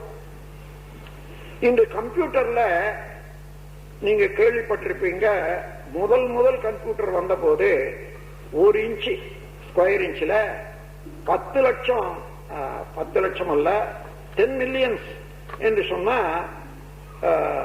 அந்த அளவுக்கு 10 லட்சம் கொண்டது 1 மில்லியன். 10 மில்லியன்ஸ் என்று சொன்னா அத்தனை இம்பிரிண்ட் அந்த 1 இன்ச்சில பதிந்தார்கள் அந்த காலத்தில். இப்ப அதே கம்ப்யூட்டர் 4வது ஜெனரேஷன் வந்திருக்குது. இப்ப அங்க என்ன சொல்றாங்கன்னா ஒரே ஒரு கியூபிக் இதுல இன்ச்சில் 10 லட்சம் என்று சொல்றமே, அதை போன்று 1 லட்சம் மடங்கு அதிகமாக பதியக்கூடிய அளவுக்கு ஆற்றல் இப்பொழுது வந்துவிட்டது. மனிதன் செய்யக்கூடிய செயலிலே கருவியில இத்தனை பதிவுகளை செய்யவும் அது பிரதிபலிக்கவும் தேவையான போது எடுத்துக்கொள்ளவும் ஆற்றல் இருக்கிறது என்று சொன்னால், இறைவனே தோற்றுவித்த அந்த உயிர் சக்தியில எத்தகைய ஆற்றல் இருக்கும் என்று பாருங்கள். அதனால இது யுனிவர்சல் கம்ப்யூட்டர் என்று சொன்னா தவறில்லை. ஒவ்வொரு எண்ணக்கூடிய எண்ணங்கள், இது ஒரு பிரான்ச் ஆபீஸ்ல வச்சிருக்காங்களா கம்ப்யூட்டர், அந்த மாதிரி எல்லாமே மெயின்ல இணங்கி இருக்கு. அதுதான் அத மகா ஆகாச வழியாக யுனிவர்சல் கான்சியஸ்னஸ் என்று சொல்வார்கள். ஆகவே அந்த முறையிலே பதிந்து அவ்வப்போது நாம் செய்த செயல்கள் எல்லாம் பதிவாகி பிரதிபலித்துக் கொண்டே இருக்கிறது அல்லவா, அது உயிராற்றல். அந்த உயிரை உணர்ந்து அந்த உயிரிலே இருந்து வெளியே வரக்கூடிய மனமானது அவ்வப்போது புலன்களுடைய தொடர்புக்கு ஏற்பவும் இடத்துக்கு ஏற்பவும் வெவ்வேறாக அனந்தமாக பல கோடியாக வடிவமெடுக்கிறது. ஆகையினாலே சத்தாகிய சிவமே சித்தாகிய உயிராகி அனந்தம் என்ற மனமாக இயங்கிக் கொண்டிருக்கிறான் என்ற போது சச்சித்தானந்த வடிவமாக மனிதன் இருக்கிறான் என்பதை உணர்த்துவதுதான். அந்த அளவுக்கு பெருமை வாய்ந்த ஆற்றல் பெற்ற ஒரு உருவம் மனிதன். அந்த உருவத்திலே இருந்து கொண்டிருக்கிறோம். இதுல ஒருவருக்கு ஒருவர் ஆற்றலிலே, அடிப்படையான ஆற்றலிலே வேறுபாடு இல்லை. பெற்ற பதிவுகளிலே தான் வேறுபாடு.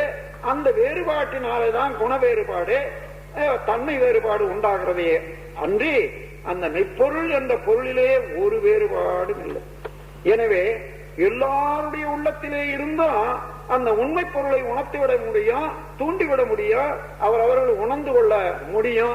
விரும்பினால், முயற்சித்தால் திரும்ப வேண்டும். அந்த புறமே பார்த்து கொண்டு இருந்தால் புலன் வழியே உலகிலே சிக்கி அதுவேதான் இருக்கும். ஆனால் இந்த புறம் திரும்பி உட்புறம் திரும்பி பார்த்தோமையானால் அங்கேதான் முழுமுதற் பொருளாக உள்ள சிவம் தோன்றும். ஆகவே எந்த பொருள் அசைந்து கொண்டிருந்தாலும் அந்த அசைவு நுண்பொருளாகிய விண் என்றும் அந்த விண்ணுக்கு மூலமாக உள்ளது பரம்பொருள் என்று உணர்ந்து கொள்ளும் போது எந்த பொருளை எடுத்தாலும் சரி அந்த 3 தன்மையிலே நீங்கள் உணர்ந்து கொள்ளலாம். இது ஒரு மலர் என்று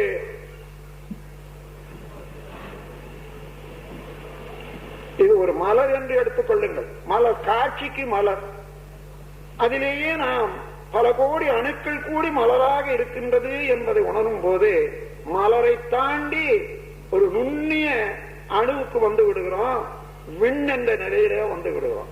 அந்த நிலையில இருந்து பார்த்தால் எல்லா தோற்றங்களும் விண்ணின் கூட்டுதான் என்ற போது மலர் அது இது என்ற பேதமற்று எல்லாமே ஒருங்கே காட்சிக்கு வந்து விடுகிறது விண் என்ற நிலையிலே வந்த உடனே.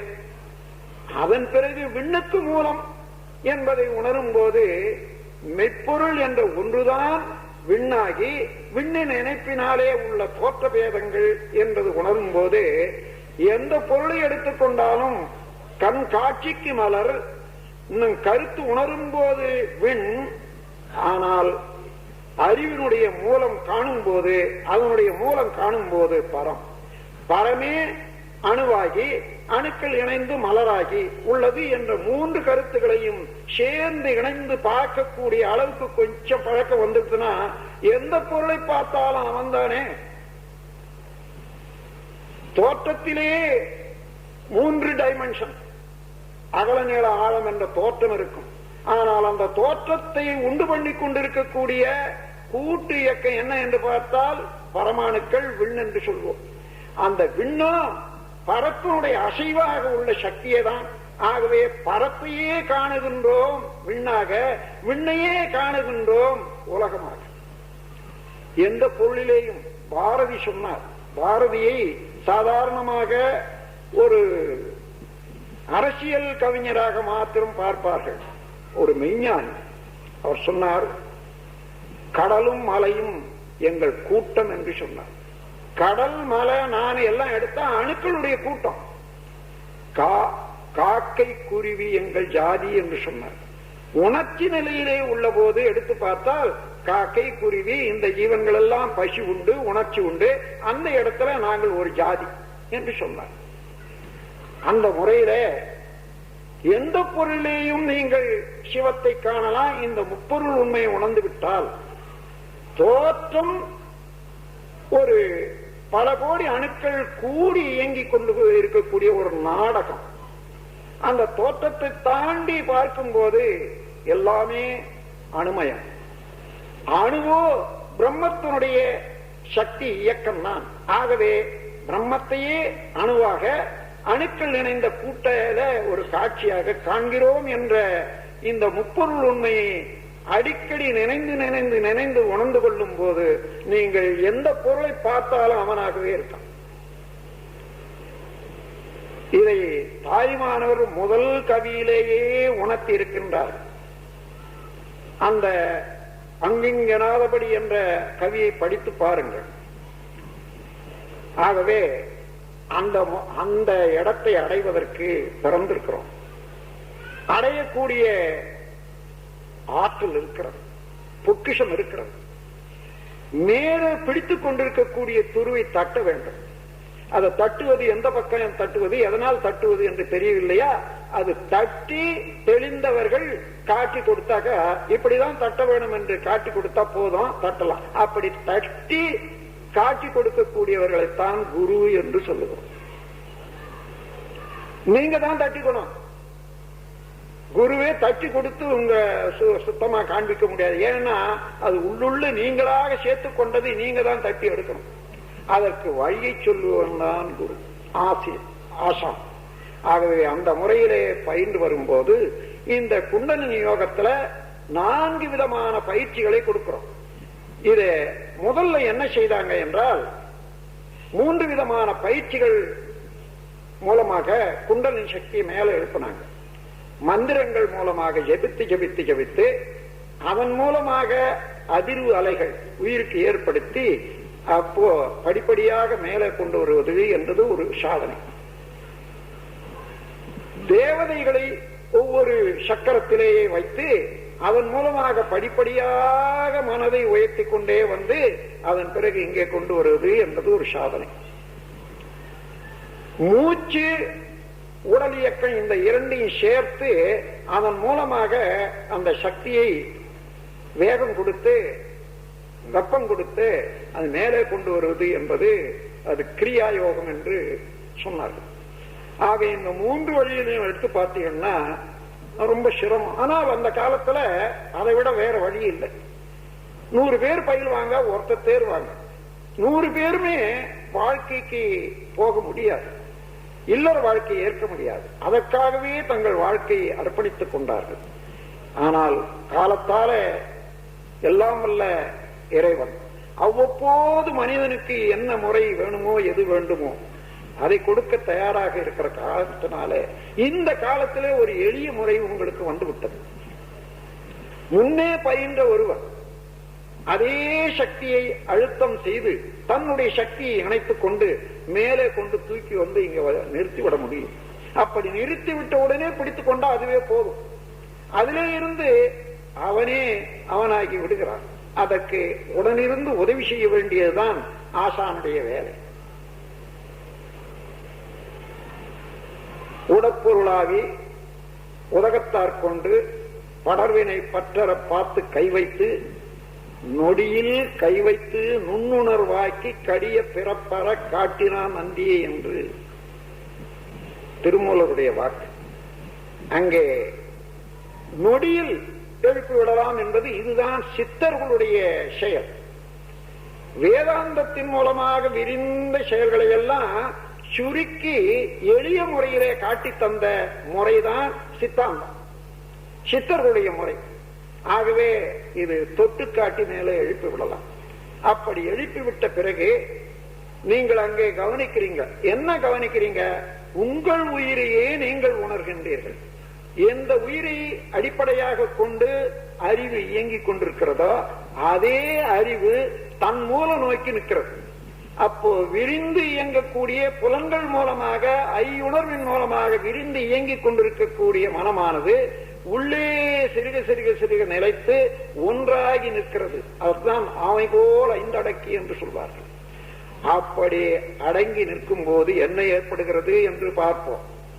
பிரத்யாகாரா என்று சொல்லக்கூடிய உலக விவகாரங்கள் எல்லாம் டேக்கிங் ஷேப்ஸ் அண்ட் இமேஜ், ஒவ்வொரு வடிவம் எடுக்கணும், அதுல ஒரு குணமாக மாறணும். நாம் எதை பார்த்தாலும் அந்த நிலையில இருந்து உயிரை உணர்வாக பெறும்போது என்ன, மிக மிக நுண்ணிய உணர்வுக்கு வந்து விடுகிறோம்.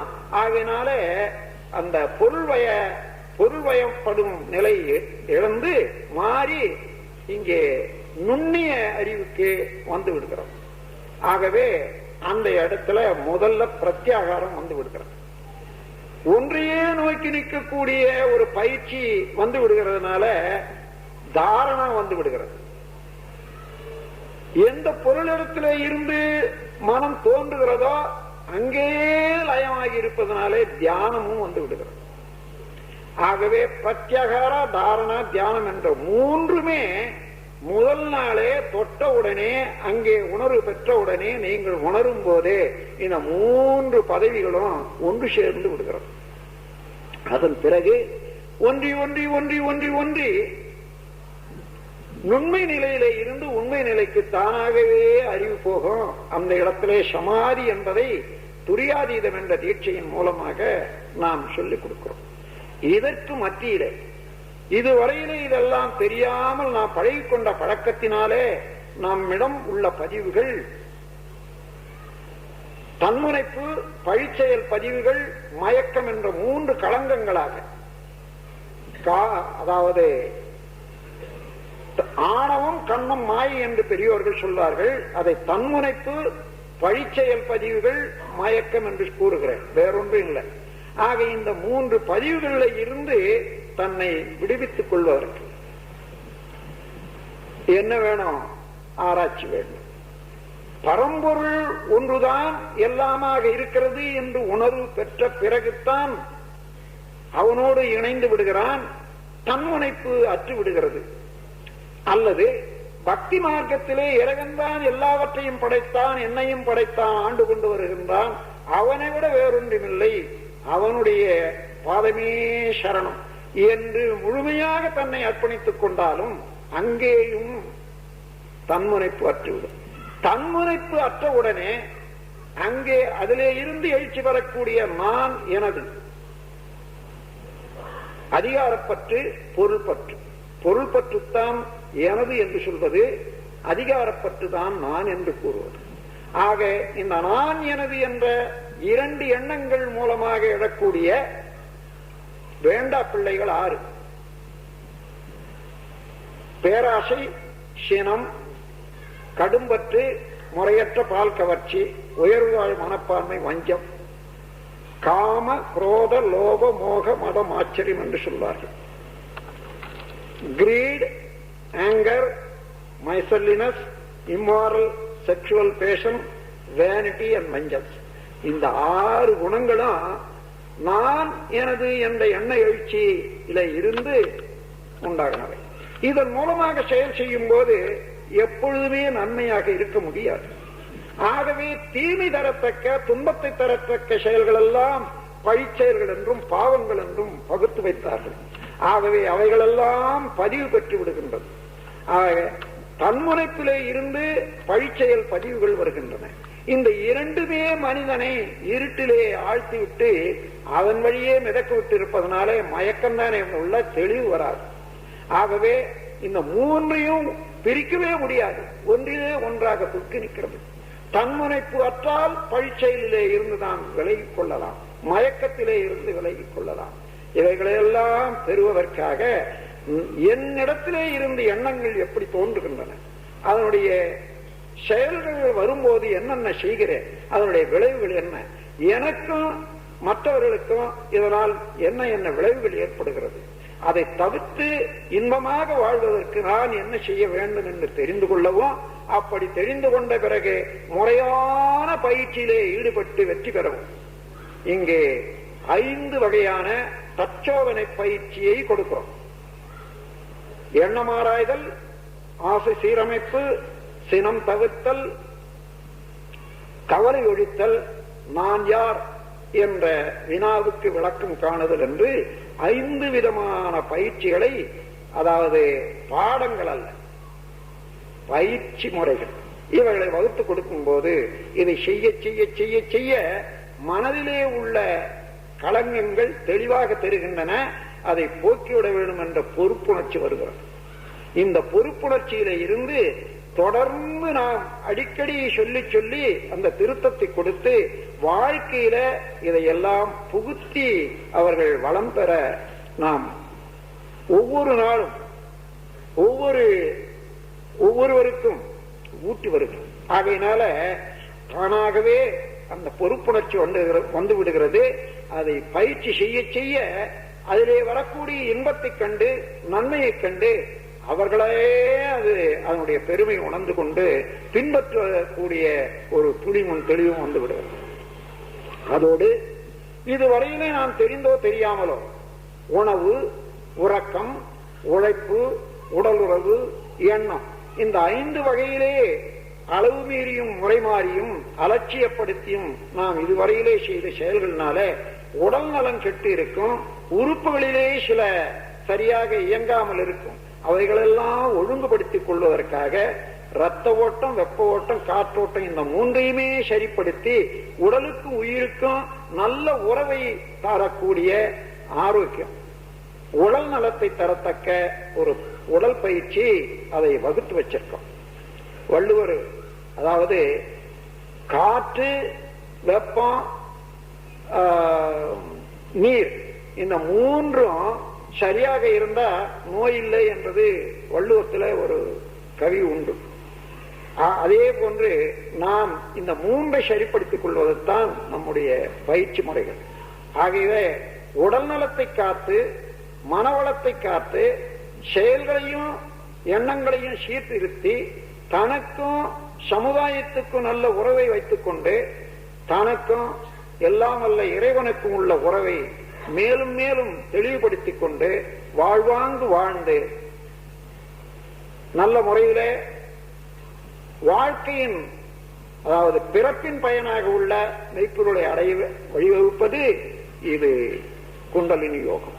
இந்த குண்டலினி யோகம் குடும்பத்துக்கு எந்த வகையிலே உதவி செய்கிறது என்பது அடுத்த கேள்வி. அறிந்து கொள்ளாதனால நாம் என்ன செய்யறோம், ஒரு குடும்பத்திலேயே 4 பேர் இருந்தா அந்த 4 பேரும் நான் எண்ணும்படியாக தான் அவங்க செய்யணும்னு நினைக்கிறோம் அல்லவா? இங்கதான் உலகத்தில் இருக்கக்கூடிய சிக்கல் எல்லாம் இருக்குது. என் விருப்பம் போன்று அவர்கள் செயல்பட வேண்டும். அது மனைவியோ, அப்பாவோ, அம்மாவோ, பெண்ணோ, பிள்ளையோ யாரா இருந்தாலும் ஒவ்வொருவரும் அந்த தன்முனைப்பு என்பது இருப்பதனால தான் செய்வதுதான் நீதி என்று ஒரு கற்பனையை செய்து கொண்டு தன் விருப்பம் போல்தான் அவர்கள் செய்ய வேண்டும் என்று ஒவ்வொருவரிடமும் எதிர்பார்க்கிறாங்க. தான் விரும்பும்வாறு அவர்கள் நடக்க வேண்டும் என்று. ஆனால் இயல்பு, இயற்கை என்ன? ஒவ்வொருவருக்கும் அறிவு இருக்கிறது, அறிவின் விளக்கம் இருக்கிறது, அனுபவம் இருக்கிறது, உலகத்திலே வாழ்ந்து தேவை இருக்கிறது, தேவையின் உந்துதல் இருக்கிறது, விருப்பம் இருக்கிறது. அதற்கு ஏற்ப எல்லாவற்றையும் அடுத்தவர்களுக்கு அடகு கொடுத்து விட்டு வாழ்வதற்கு யாருமே பிரியப்பட மாட்டார்கள். அது பொருந்தவும் பொருந்தாது. அப்படி பிரியமில்லாவிட்டாலும் அடக்கி ஆண்டால் அதிலே துன்பம்தான் இருக்கும். 2 பேருக்கு இடையே பிணக்குகள் தான் ஏற்படும். அந்த பிணக்குகள் தனக்கும் குடும்பத்திலே உள்ள பிணக்கு, அதுவே பிணக்கு தனக்கும் சமுதாயத்திலே உள்ள மக்களுக்கும் இடையே, இன்னும் உலக நாடுகளுக்கு இடையே கூட இந்த பிணக்குகள் தான். அதற்கு என்ன வழி என்று பார்த்தால், ஒவ்வொருவருடைய தேவையையும் மதித்து விருப்பத்தையும் மதித்து நம்மால் என்ற உதவி அவர்களுக்கு செய்ய வேண்டும். அதற்கு என்னிடம் என்ன என்ன இருக்கிறது என்று ஆராய்ந்து தெளிந்து கொண்டு தன்னுடைய ஆற்றலை எப்பொழுதும் பிறர்க்கு உதவுவதற்காக தன்னை தயாரித்துக் கொள்ள வேண்டும் என்ற ஒரு விழிப்பு நிலையை கொடுத்தோம். அப்படி கொடுக்கும் போது நான் என்ன செய்ய வேண்டும் என்ற போது நீங்கள் மிச்சம் உள்ளவர்களாக செல்வந்தர்களாக இருக்கின்றீர்கள் உள்ளத்திலே. அவர்கள் இதை செய்ய வேண்டும் இவர்கள் செய்ய வேண்டும் என்ற போது நீங்கள் ஏழ்மை நிலையை அடைகின்றீர்கள். இந்த நிலை வேண்டாம். எத்தனையோ ஆற்றல்கள் அடங்கியுள்ள பொக்கிஷம் உங்களிடம் இருக்கும் போது ஒருவரிடம் ஏன் ஒன்றை எதிர்பார்க்க வேண்டும்? இந்த ஆற்றலிலே ஒரு சிறு பகுதியை வெளியிட்டாலும் கூட உங்களுக்கு தேவையானதை பெற்றுக் கொள்ளலாம், இன்னும் மற்றவர்களுக்கும் தேவையை முடித்து வைக்கலாம். ஆகவே இந்த பயிற்சி முறையாகவே சொல்லிக் கொடுக்கிறோம். அவர்கள் விளங்கிக் கொள்ளும்வாறு அவருடைய ஆற்றலின் பெருமையை, பிறவியின் நோக்கத்தை உணர்ந்து கொள்வதற்காக உணர்த்தி உணர்த்தி உணர்த்தி அவர்களே உணர்ந்து தெளிந்து கொள்ளும் அளவுக்கு நாங்கள் கூட இருந்து உதவி நண்பர்களாகவே இருக்கின்றோம். இங்கு அடக்கி ஆளக்கூடிய ஒரு ஆண்டான் அடிமை என்பது இந்த உலக சமுதாய சேவா சங்கத்திலேயோ அல்லது மனவளக்கலை மன்றத்திலேயோ இல்லை. எல்லோரும் ஒரே திசையை நோக்கி போய்கொண்டிருக்கிறோம். முன்னே போனவர்கள் கொஞ்சம் அனுபவம் பெற்றவர்களாக இருப்பார்கள், வழி காட்டுவார்கள். எல்லாரும் அந்த வழியை தொடர்ந்து போகிறோம். அது உதவி, ஒருவருக்கு ஒருவர் உதவி செய்து கொள்ளுகிறோம். உதவி செய்து கொள்ளுதல் என்பது ஈகை. பிறருக்கு துன்பம் செய்யக்கூடாது, இசைப்பட வாழ வேண்டும் என்பது ஒழுக்கம். ஒழுக்கம், ஈகை என்ற இரண்டையும் வைத்துக் கொண்டு இந்த உலகு எனக்கு அளித்து வரக்கூடிய நன்மைக்காக என்னுடைய ஆற்றலை உலகுக்கு எப்பொழுதும் சேவையாக செய்து வர வேண்டும் என்ற எண்ணத்தை கடமை உணர்வாக ஆக்கி ஒழுக்கம், கடமை, ஈகை என்ற மூன்றின் அடிப்படையிலே வாழ்க்கை நெறியை வகுத்துக் கொண்டு ஒவ்வொருவரும் அவரவர்களாக தெளிந்த வாழ்வை பின்பற்றி வாழ வேண்டும் என்ற ஒரு தெளிவிலே கொண்டு வரும்போது கணவன் மனைவி உறவிலே மனிதனுக்கு இருக்கக்கூடிய ஒரு பெருமை, ஒரு மதிப்பு, அதை உணர்த்தி அந்த உறவு சரியாக இருந்தால்தான் பிறக்கக்கூடிய குழந்தைகள் எல்லாம் நல்ல குழந்தைகளாக இருக்க முடியும். இவர்கள் உறவிலே பிணக்குகளை ஏற்படுத்திக் கொண்டு ஒரு நல்ல குழந்தையை, சொற்படி நடக்கக்கூடிய குழந்தையை எதிர்பார்த்தால் எப்படி முடியாது? இங்கே எந்த சாயத்திலே ஏற்றிய நூலை வைத்து சேலை செய்தார்களோ அந்த சேலையும் அதே கலரா தானே இருக்கும். நான் எப்படி ஒன்னாலும் இருந்து விட்டேன், என் பிள்ளை இப்படிதான் இருக்கணும்னு எண்ணினா முடியாது. நீ செய்த செயலையே உனக்கு நினைவுபடுத்தி உன்னுடைய செயலுக்கெல்லாம் விளைவாக அதற்கு பயனை அளிக்க வல்ல ஒரு உருவம்தான் உன்னுடைய மகளோ மகனோ என்று ஒவ்வொருவரும் தெரிந்து கொண்ட பிறகு என்ன வேண்டும்? எனக்கு நல்ல குழந்தை இருக்க வேண்டுமானால் நான் நல்லவனாக இருக்க வேண்டும், நாங்கள் நல்லபடியே நடந்து கொள்ள வேண்டும் என்ற ஒரு தெளிவு வர முடியும்.